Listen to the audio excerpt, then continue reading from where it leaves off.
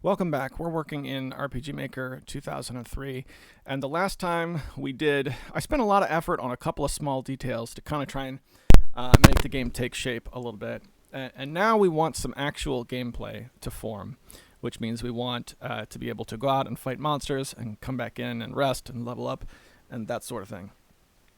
So we do have this town. We do have an inn.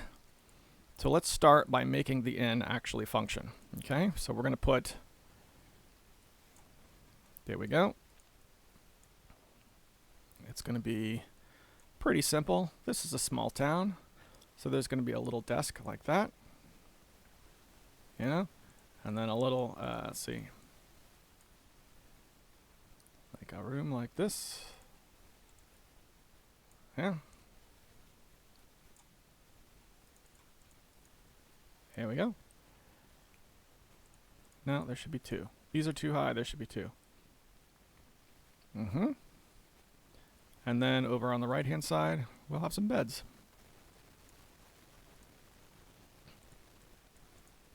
So this is more like a bunkhouse, you know, than a traditional, what you might think of as an inn. But that's okay, it's a small town, it's what they have available. I think it fits. And we'll put one of these right here. You know, maybe a map on the wall, something like that. All right. And then back here, where the innkeeper stays, we've got some things. In order to make a tile on a tile, we have to use events. So this one will be a barrel. That way you'll see the barrel and behind it will be the shelf. And then here we will have the innkeeper. Alright, so now we're laying on our first usable NPC that actually does something. Innkeeper. Alright. So we don't just want to make it so that we call the inn. We want to do spend the night, and then we want to see where's the call in. I can remember how to do this now. In processing. Yeah, there we go. You already get prompted here. Alright. And how much should this cost? We'll say 10. That's fine. If player... Yeah, so that means we can get rid of this. So we have if they stay and if they leave. Great. Alright. I could code this myself. I feel like I've coded this myself better in the past. But here's the thing. If they stay, alright, and everybody gets healed... Cover all, entire party. Okay. Yay. And then they recover. So here's the thing. I also want to keep track of time. So we're going to go to common events. Now remember we have a common event that ends the intro cutscene. And this makes the way I build the cutscene easier to change over time. Well, one of the things I want in my game is I want to have some RNG. So advance... to next day. Alright. So when this happens, we want to change a variable. So where are our variables? Control switches, control variables. Great. So we have some variables here. Now, this is me touching this stuff for the first time. So whenever I mess with the variables, these days the first one is perma-roll. The idea is this will roll between 1 and 6 or something one time at the beginning of the game. And that way you can have certain things that are just different every time you play. Maybe some people will say some things one time in playthrough, and some things will say some things another playthrough. A good example of this sort of thing in action would be in the original Diablo. When you would start a character, you would either start with the Butcher quest or you would start with the Tainted Water quest, and it was just something that was dependent when you started the game. So this way I can do those sorts of things. Likewise, we have RNG, which is set aside to be used over and over again whenever I need. And that's what we're going to use this time. So, when you advance another day, we're going to change the RNG, all right, okay, to a random number between 1, we'll say 1 and 8 for now. In Terraria, there was a 1 in 8 chance you'd get a blood moon. So that there's some, we have something like that now. All right. So now every time the day changes, it will advance from 1 to 8. But we're not done. Let's do another one. Control variable. We're going to have one that's day of the week. All right. Okay, and we are going to add 1 to the day of the week. Add 1. So the RNG gets reset, and I don't know what we're going to do with that yet. And we also have a day of the week. Now, right now this is just counting up no matter what. So we want to insert. We want some sort of logic. Conditional branch. Yeah. If, I'll switch. The day of the week, okay, if the day of the week is equal to, count starting from 0, Sunday, Monday, Tuesday, Wednesday, Thursday, Friday, Saturday, if it's equal to 6, okay, if it's equal to 6, then change variable, change it back to 0.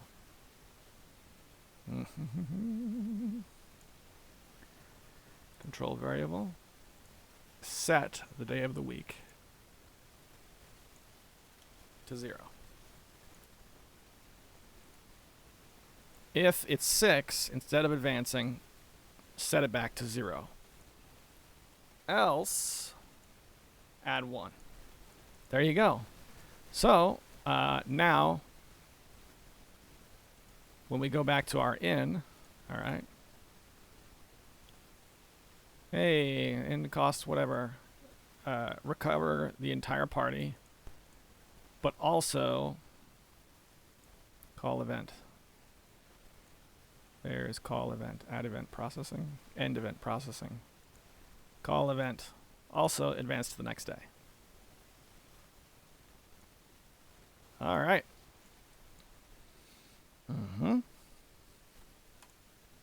There you go.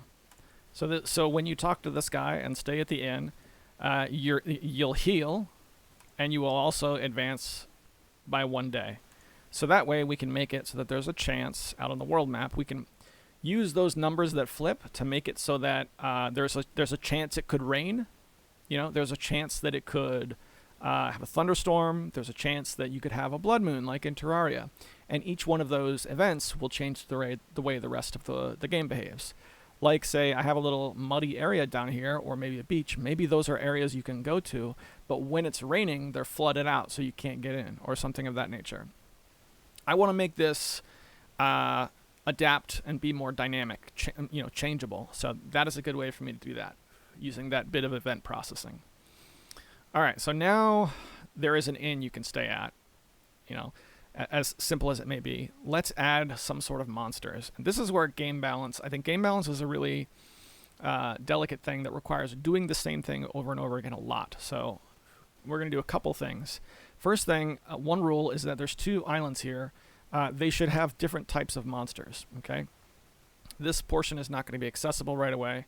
So if I right-click on the world map, we do new area. Now this is something that I don't like about the way it handles areas. When I set this area, if I click on boundaries, I can draw what this area is. Okay. And that's pretty cool. I have this area. We're going to call it left island. I can set what enemies appear on this left island.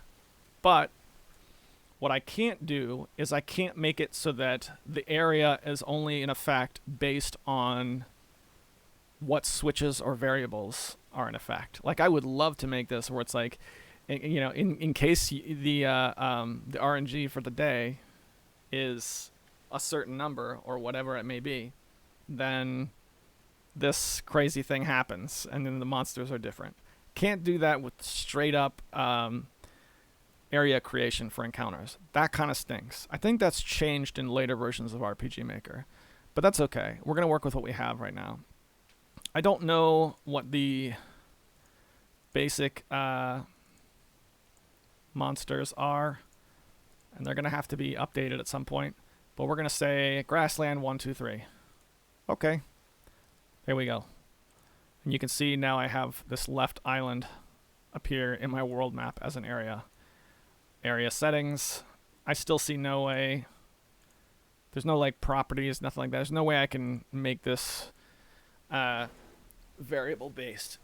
At least not to my knowledge right now. The good news is now you can fight monsters and you can stay in an inn. So let's give it a shot.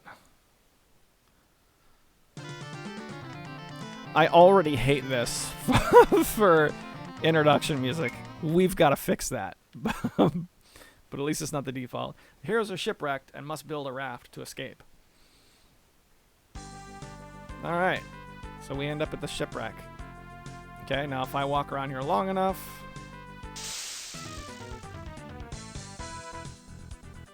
Characteristic of RPG Maker 2003, you can see all of the people.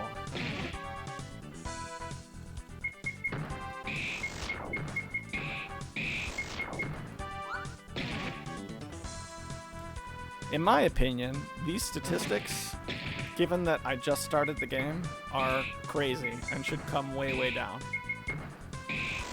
Maybe they meant for it to be that way because when you're playtesting, see that battle gave me 88 gold and it takes 10 to stay at the inn. So I just got enough to stay at the inn for a week. So let's see if the inn functions.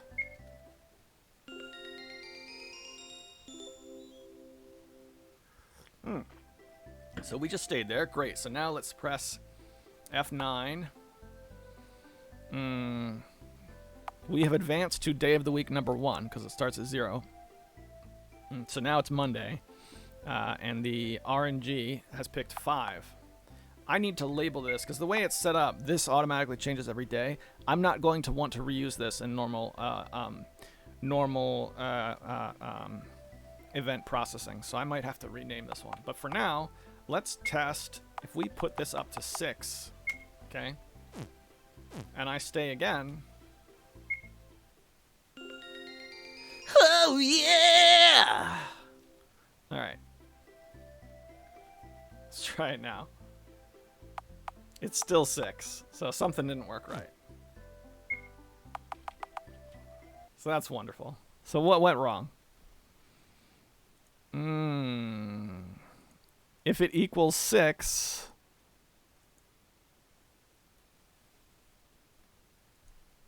then set it to 0. Else add 1.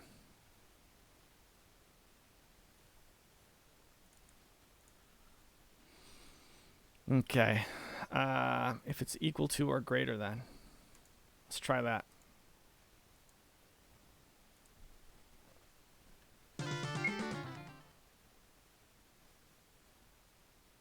Oh, jeez. All right, so we got to do a quick battle.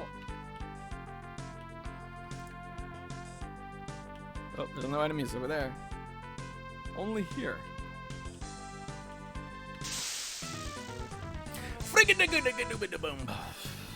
Yeah, this seems like too much for just walking around in the field.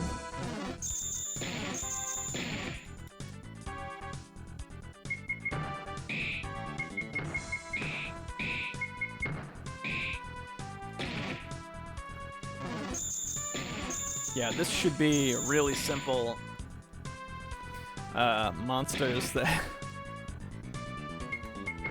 Alright. Okay. Now we're going to do another trick that I use to test things. Let's go back to the inn.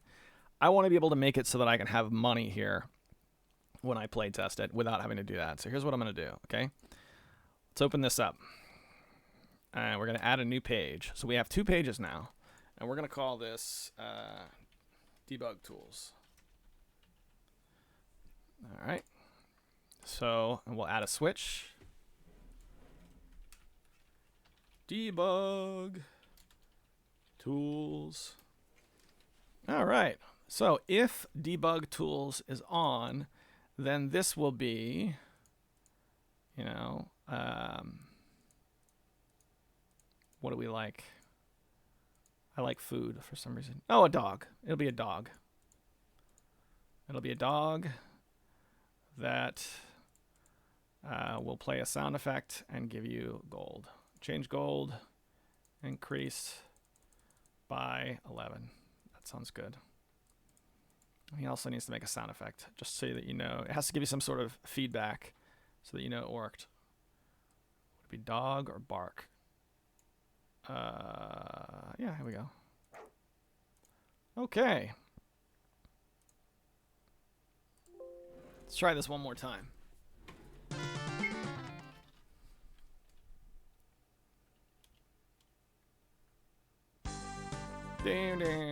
Okay, so now we go to the inn. There's nothing here, but if I press F9, I can turn the debug tools on, and now I can get gold. Now, one of the good things about setting it up this way is that you can set it so that in the debug room that I built, there can be a manual switch that turns these on. That way, you can set up a nice incentive for the player. Look, if you beat the game, then you can play through it again, and I'll have the dev tools open so you can cheat and do weird stuff. All right, so let's stay the night.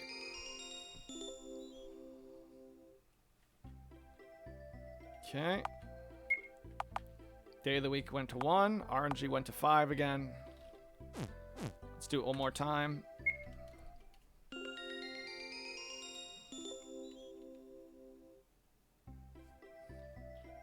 Okay. Day of the week went to 2. RNG went to 4.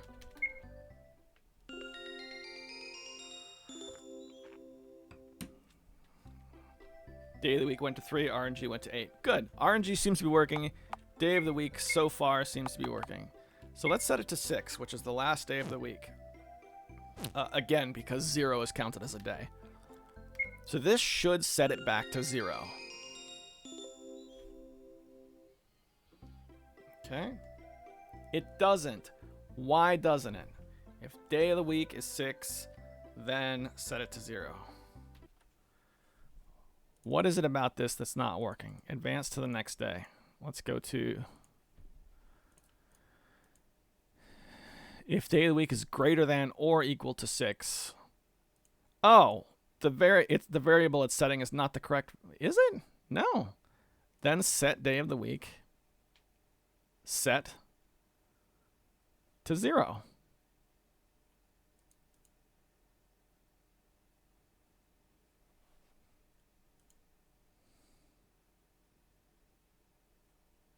I think that was it. All right. Let's try this one more time.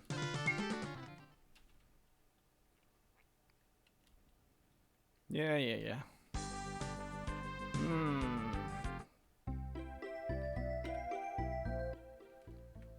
Okay.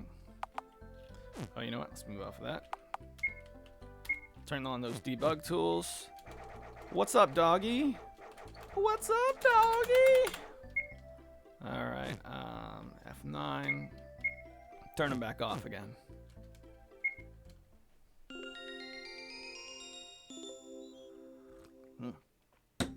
Nice. So let's check. We advanced to day 1. One more.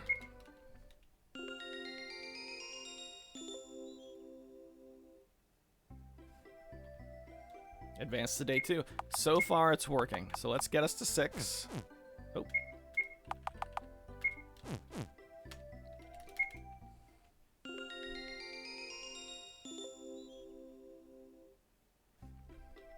And that did it. That brought us back to day 0. Great. So now there is a day of the week cycle. So let's look at what was going wrong that was causing that to bug out. And that is this command here. Okay, first we have the conditional branch. If it is 6 or greater, send it back. Whether it's a single variable or a variable, which means based on the variable, the setting of another variable, you can change what exactly this sets, which is funny. Like, let's say you want you have a bunch of variables to represent one for each party member, right? And then you can use another variable to determine which party member has X sort of thing happen. And based on, okay. I can't think of a way that would be useful off the top of my head, but that is kind of neat that that works. So you got to make sure you're picking single variable for a simple operation like this. What about this? What did I do here? Yeah, I did single here, and that's why it worked. All right. So now there's day of the week. And the last thing I'm going to do is we're going to change the title of RNG to be daily RNG. And then we'll have another utilitarian RNG that doesn't get used except for one-time use only things. Okay. Finally, let's go to our end intro cutscene that we use to put the party together, you know, when we start the game. And we're going to insert control variables, and it's going to be this perma roll. And I like to think of this as a 6-sided die. A simple 6-sided die that rolls at the beginning of each game, and it just rolls one time. So in the end of the cutscene, roll that perma roll once. Okay? So, new game. Yep. Okay, we have a cutscene. And now we're in our little map. We've got perma roll 5 out of possible values 1 to 6. In playtesting, I can just go change that. But there you go. And I might not use a day of the week cycle for anything, but I've had fun with it in the past. So I want that to be available here. I think what's left now is to do some balancing of the combat. Let's check out our left island settings. We're going to get rid of Grassland 3. So the only encounters you can run into are Grasslands 1 and 2. Okay, now let's see what Grassland 1 and 2 are. Grassland 1 is this, and Grassland 2 is that. And then this was the one that I thought was just too much. This one might appear on the right side of the island or something. As a matter of fact, for now, let's just set it up to do that. New area. Right island. Okay, the boundaries are going to be... There we go.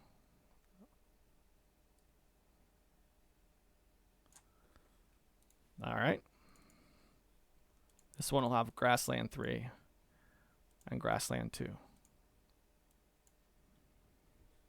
Okay.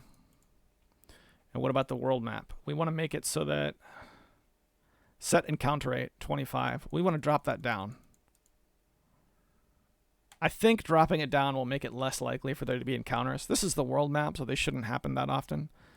But if you're trying to grind, I want it to be possible. All right. So that, I mean, now you can play. Let's see.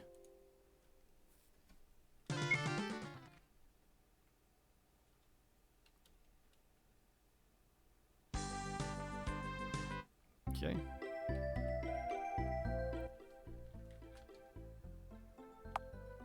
No, I don't have any money.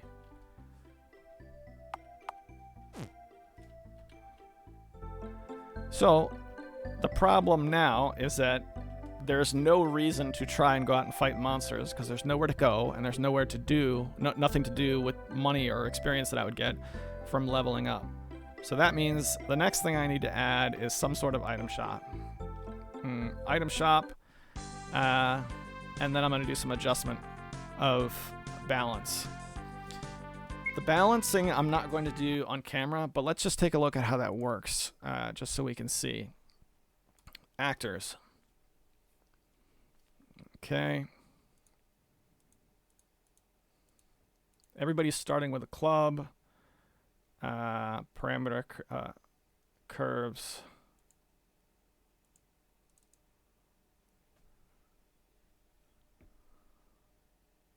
Level 1 is at 500. How many hit points should you have at level 1? I don't know, 20?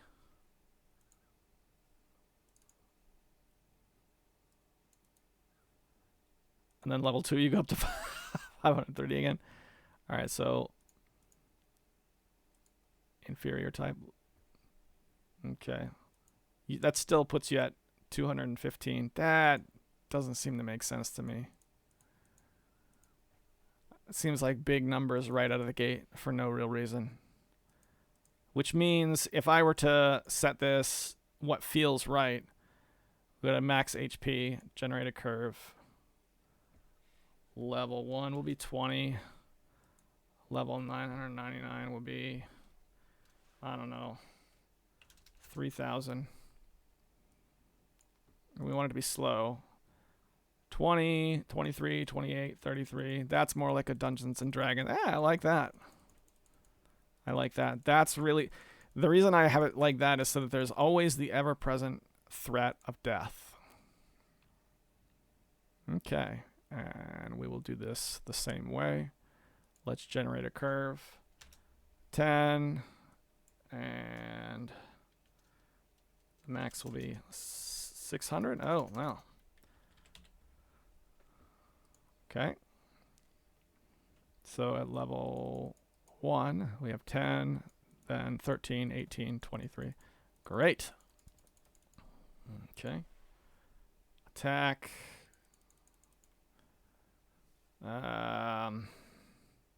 Generate a curve. I don't know. Let's use D&D numbers. So the attack would be an aptitude. 18 would be good stuff. But then the max would be what? 999. We'll do standard. So he would have level 1 would be attack 18, then 21, 26, 31. Great. I like it. I like it. So that's the basic idea of how these sort of abilities are set. The thing is, the only way to know the curve that I set up here, the point economy, it has to match the economy that's set up with the enemies. So for example, if we look at the slime, which you would think of as the simplest enemy of all enemies, it starts with an attack of 26 and a maximum HP of 26. So if you compare that against what I just set, more of a D&D setting, that's way, way, way too high. So we would set this, let's set this at like maximum HP would be like 10. An attack would be 3. And this would be 5. Okay, so now we've adjusted the slimes. And that's the basic idea. I'm going to have to go through the list and adjust all of that stuff. We'll do fine details later, but that's going to make it more of a advancement-oriented game rather than, hey, you start with the ability to crush skulls. Yeah, and we have we have made our game a little bit more game-like. The days of the week don't do anything yet, but now they exist. And now as I build the world, I can make it adhere to a day of the week cycle, as well as a weekly number generation and, something that changes every time you play. So there you go. It's still called Awesome Quest, which won't be forever, but that is the next installment. I will see you guys in the next one.